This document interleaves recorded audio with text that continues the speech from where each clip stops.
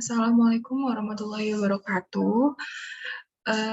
Perkenalkan, nama saya Anastasia Biasta dari Prodi Manajemen Sore A, NIM 2892150 199. Di sini saya akan mempresentasikan materi UAS perilaku organisasi dengan dosen pengampu saya, Ibu Iva Masrifah.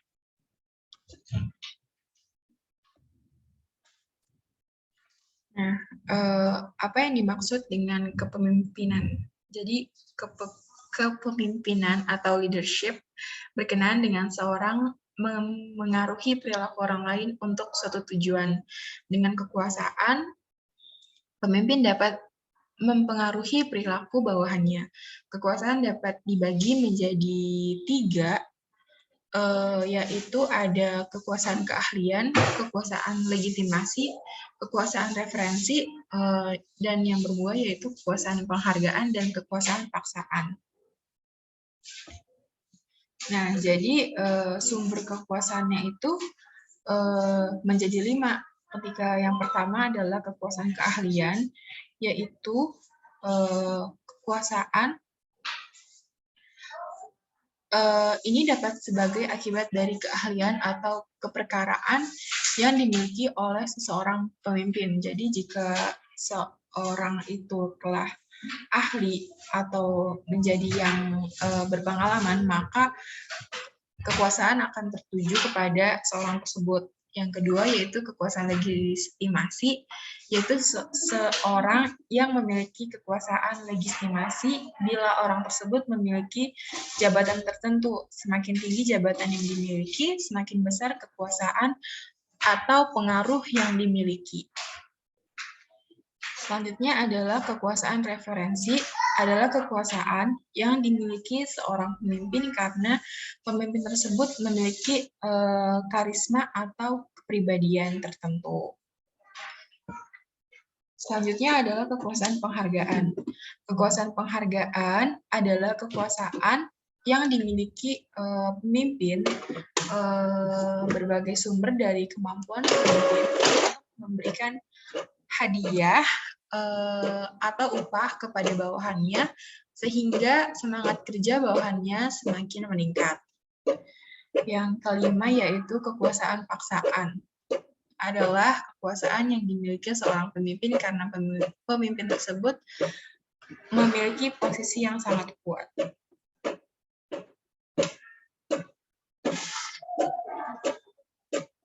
Nah, ada bagian kepemimpinan yang telah dibagi 3. Yang pertama adalah self-leadership, team leadership, organizational leadership. Sementara self-leadership adalah pemimpin diri sendiri agar jangan sampai gagal menjalani hidup. Yang kedua, di bagian team leadership diartikan sebagai pemimpin orang lain. Dan organizational leadership, pemimpin organisasi yang mampu memahami nafas perusahaan yang dipimpinnya.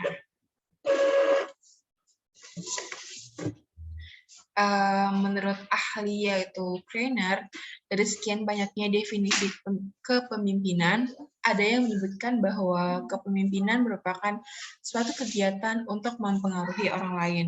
Kepemimpinan adalah suatu upaya untuk mengarahkan orang lain untuk mencapai tujuan tertentu. Kepemimpinan adalah sebuah hubungan yang saling mempengaruhi antara pemimpin dan pengikutnya.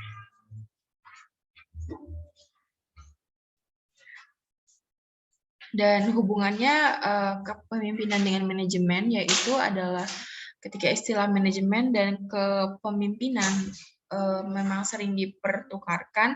Hal ini terjadi karena aktivitas manajemen yang mencakup perencanaan atau planning, pengarahan,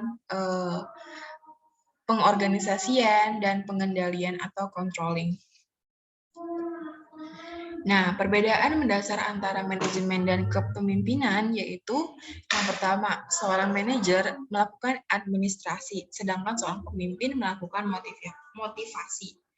Yang kedua, seorang manajer memelihara apa yang ada, sedangkan seorang pemimpin membangun apa yang diperlukan.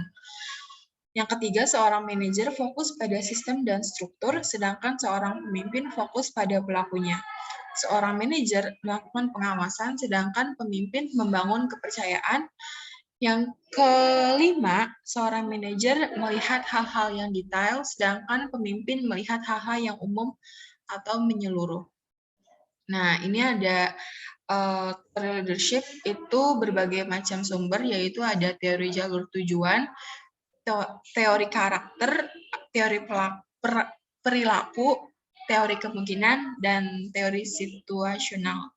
Jadi leadership itu bisa dibentuk dari berbagai sumber, yaitu tujuan, karakter, perilaku, kemungkinan, dan situasional. Nah, sekarang adalah kekuasaan dan kepemimpinan. Dari sekian banyaknya pernyataan yang menyatakan sumber kekuasaan, mereka membagi sumber kekuasaan itu menjadi 5. Yang pertama itu expert power, yang tadi akibat dari keahlian atau kepakaran dimiliki oleh seorang pemimpin. Yang kedua yaitu legitimate power, bila seorang tersebut memiliki jabatan tertentu. Yang ketiga referensi power, memiliki karisma atau kepribadian yang menarik. Yang keempat, reward power, bersumber dari kemampuan pemimpin untuk memberikan hadiah. Yang kelima, yaitu kekuasaan atau coercive power. Kekuasaan paksaan adalah kekuasaan yang dimiliki oleh seorang pemimpin karena pemimpin tersebut memiliki posisi yang sangat kuat.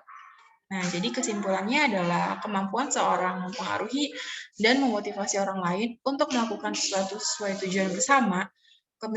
Kepemimpinan meliputi proses mempengaruhi dalam menentukan tujuan organisasi, memotivasi perilaku pengikut untuk mencapai tujuan, mempengaruhi kelompok dan budaya. Jadi di sini dapat dipisahkan antara kepemimpinan dan manajemen itu berbeda. Mungkin itu saja presentasi UAS saya. Kurang lebihnya mohon maaf. Wassalamualaikum warahmatullahi wabarakatuh.